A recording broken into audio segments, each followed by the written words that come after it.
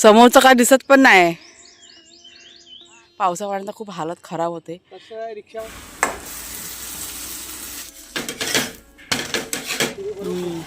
ते शेण भिजवलेलं होतं ना. नमस्कार मित्रमैत्रिणींनो, मी प्रिया पवार आणि खूप खूप स्वागत करते साधा स्वयंपाक या आपल्या चॅनलमध्ये. तर आज सकाळी उठल्या उठल्या आपलं म्हणजे घरातलं बघा नेहमीच असं झाड लोट सह करायला घेतलेलं आहे. वाघ्या शेरू यांचं अंथरूण आहे ना, ते सुकत घातलं होतं दवामध्ये. ते अंथरूण की नाही भिजलं होतं. पक्ष्यांना खाया प्यायला घातलं आणि त्याच्यानंतर त्यांच्यासाठी पाणी मी भरून ठेवते. आणि इथे मी माझं काम चालू केलं होतं घरातलं, आणि तितक्यात इथे आपल्या इकडचं जे विहिरीचं काम आहे ना, सकाळी सकाळी खूप लवकर आहे ना चालू होतं. तर आपल्या घराच्या शेजारीच विहीर पाडलेली आहे, आणि ती पण आपल्या जागेमध्ये, म्हणजे आमची स्वतःची जागा आहे ती. अगदी बाजूलाच आहे. तुम्हाला मी नक्कीच शेअर करीन. सध्या तिथे काम चालू आहे त्याच्यामुळे फारसं माझं काही असं जाणं होत नाही आहे. कुणालचे बाबा जातात, पण माझ्या डोक्यामध्ये विचार चालू आहे की शॉर्ट व्हिडिओच्या माध्यमातून तुमच्याशी नक्कीच मी शेअर करेन की कितपत ते काम की नाही झालेलं आहे. तर इथे आता आवाज सुरू झाला होता, त्याच्यामुळे चला म्हटलं बाहेर आपण एक राऊंड मारायला जाऊया. समोरचं काय दिसत पण नाही. हां, पांढरं पांढरं नुसतं धुकं असं इकडे पडलंय बघा. हां, थंडी पण जाम आहे ना.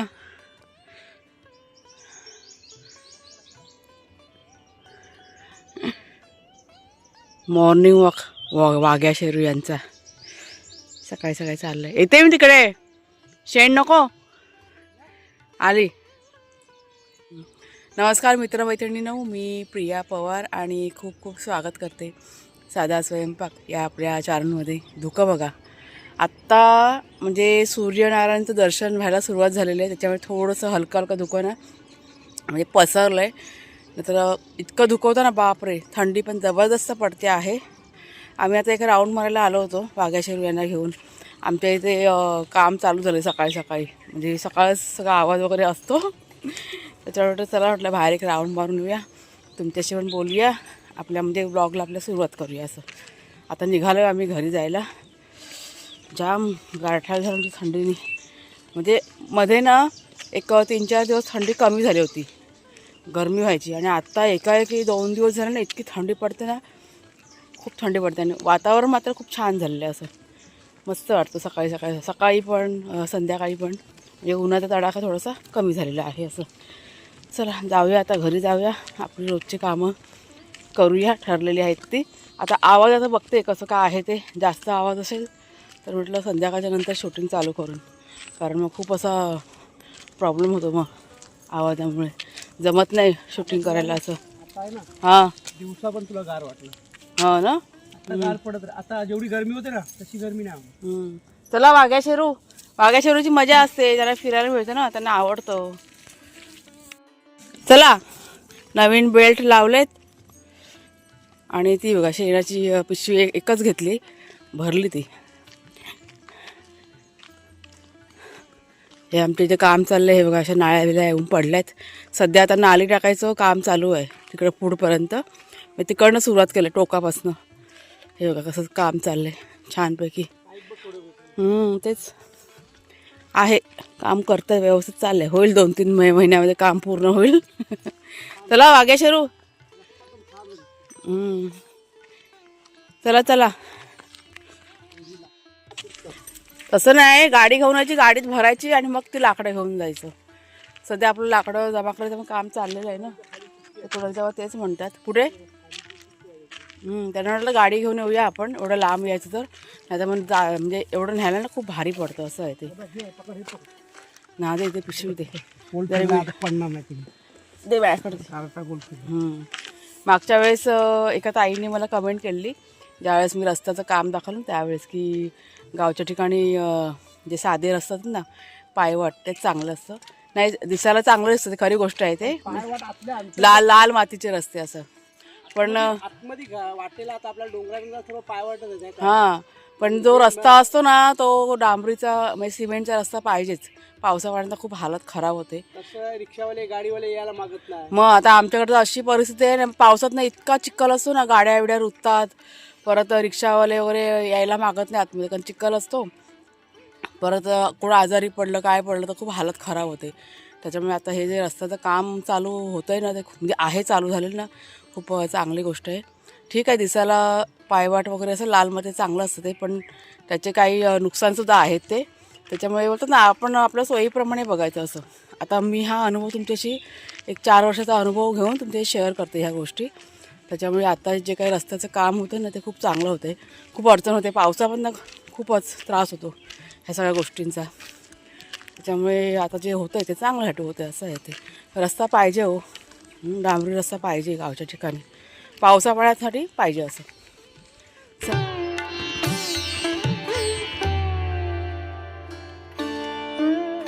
पहिलं पाणी तापलं. आज आमच्याकडे लवकर लवकर आंघोळ्या होत आहेत. आता हे कुणालचं पाणी ठेवलं आहे. चांगला शेक पण घेतला बसून, बरं वाटलं जरा. पाणी गेलं ना तिथल्या ते थोडं. हां तेच. चला, सकाळी सकाळी असं चुलीजवळ बसलं ना, इतकं बरं वाटतं ना. आमच्यात पाणी ॲड करायचं आहे. तिथे भाग्याशिवाय चिकन ठेवलं आहे गरम करत. फुल्लं कशा ठेवलं, झाकण ठेवायचं लवकर गरम होईल. थंडीत ना चुलीचे फायदे खूप आहेत. हां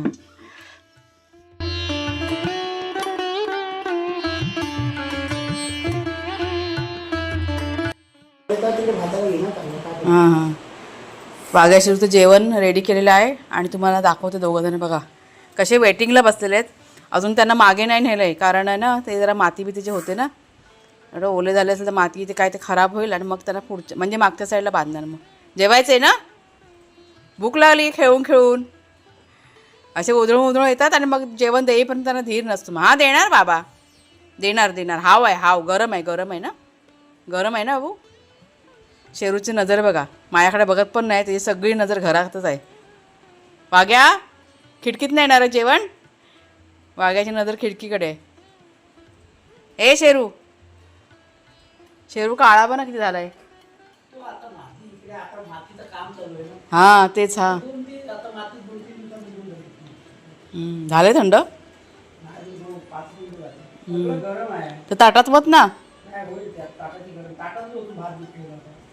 नाही नाही, ते सूप पण गरम आहे ना चिकनचं.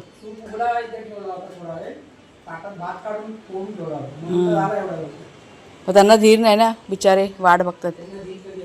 लब्बाड पोरं, लब्बाड. बसा खाली 5 मिनटं बेटा, झालं 5च मिनटं. हां झालं झालं, लबाड. दोघं पण एक खिडकीकडे बघतोय.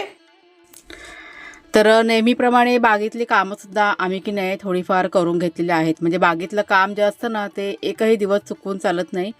थोडंफार तरी काम आपलं की नाही होतंच. तर इथे मी आता सकाळचा नाश्ता बनवायला घेतला, म्हणजे मेथीची भाजी आणि चपाती करायची होती. सध्या आता बघा थंडी चालू आहे आणि थंडीच्या सीझनमध्ये भरपूर अशा पालेभाज्या की नाही मार्केटमध्ये येतात. आपल्या बागेमध्ये पण आपण पालेभाज्या लावलेल्या आहेत. तर ही मेथीची भाजी आहे ना, ती बाजारातनं मी आणली होती. म्हणजे मंगळवारचा आठवडे बाजार होता ना, त्यावेळेस मी 2 जुड्या घेऊन आली होती आणि साफ वगैरे करून ठेवली होती.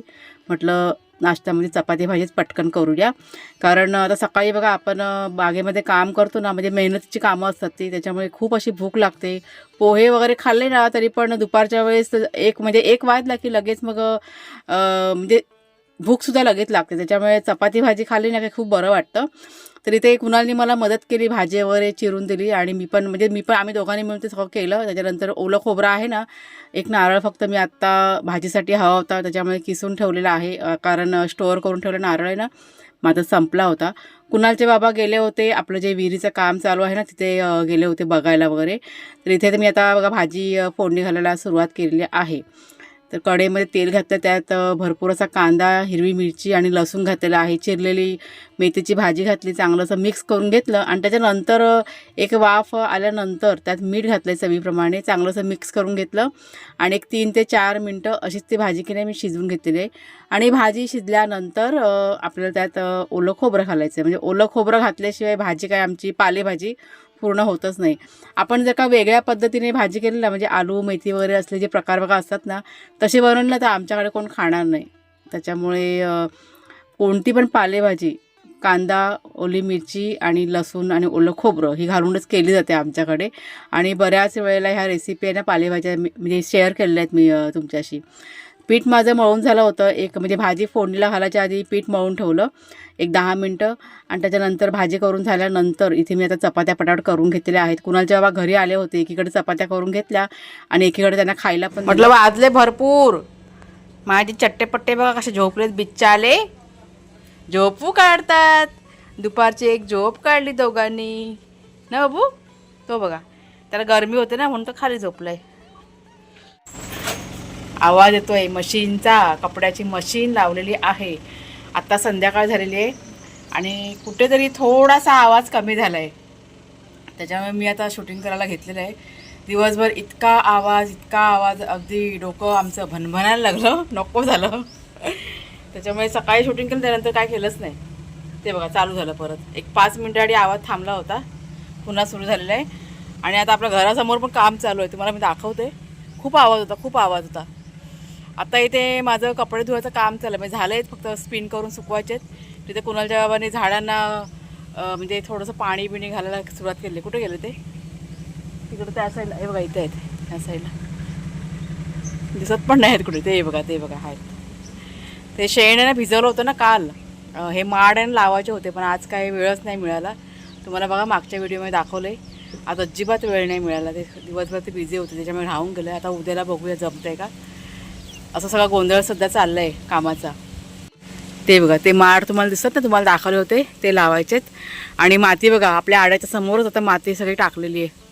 ते पुन्हा माती टाकून ते सगळं काय करणार आहेत. म्हणजे असंच ते दिवसभर सगळा प्रचंड आवाज इथे आपल्या इथे सगळं सध्या आता काम चालू आहे.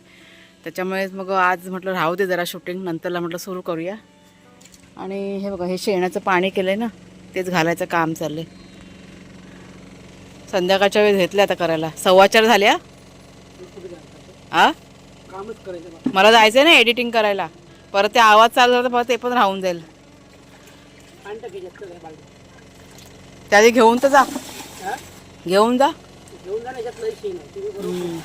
ते शेण भिजवलेलं होतं ना, हां त्यात भरपूर असं पाणी घातलं. आता सगळ्या झाडांना जेवढी पण फुलझाडं फळझाडं आहेत ना सगळ्यांना घालतोय. आता ठेवलं होतं माडांसाठी पण माडं काय म्हणजे ते लावायला काय जमलंच नाही ना माड.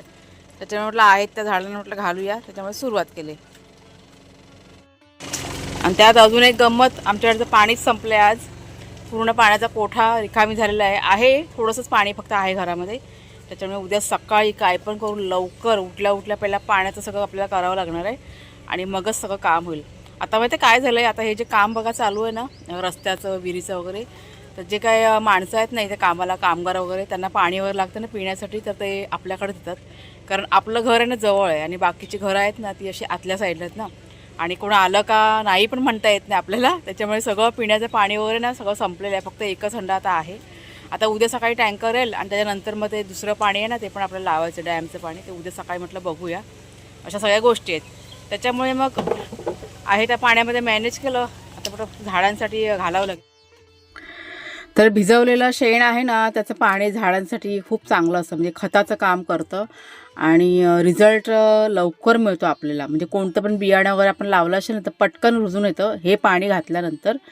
त्याच्यामुळे इथे कुणालच्या बाबांनी बघा आता म्हणजे झाडांना सगळं पाणी घालायला सुरुवात केलेली आहे. त्यांना म्हणजे ते असे ठेवत होते शेण, तर मी म्हटलं मिक्स करून घालून घेऊया, राहिलं का परत ते ना वेगळाच वास पण येतो. त्याच्यामुळे कपडे माझे इथे झाले होते स्पिन करून आणि ते मी आता घालायला म्हणजे कपडे काढून सुकवायला सुरुवात करणार होते.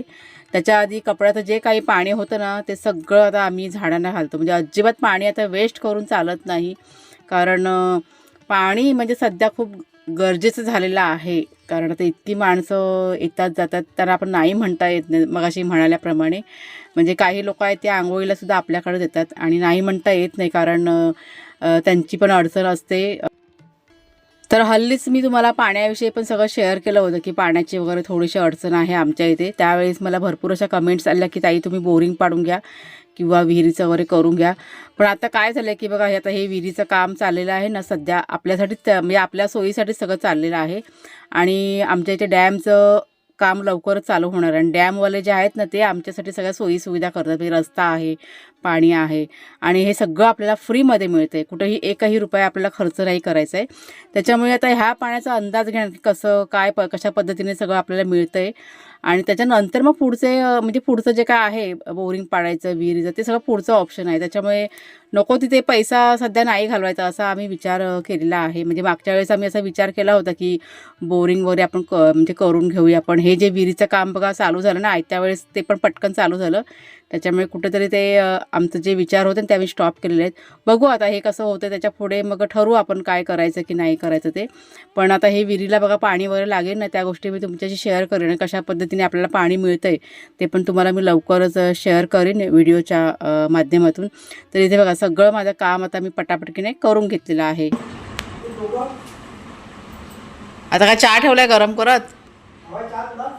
हां बाजारात कशाला जायचं पण ते तर सांग. कुणालचे बाबा जरा बाजारात निघालेत मला म्हणतात तू पण चल. त्यांना म्हटलं मी आता आली तर घरातलं काम कोण करेल जेवण कोण करेल. जेवणाचा मला आराम देत असेल तर मी येते.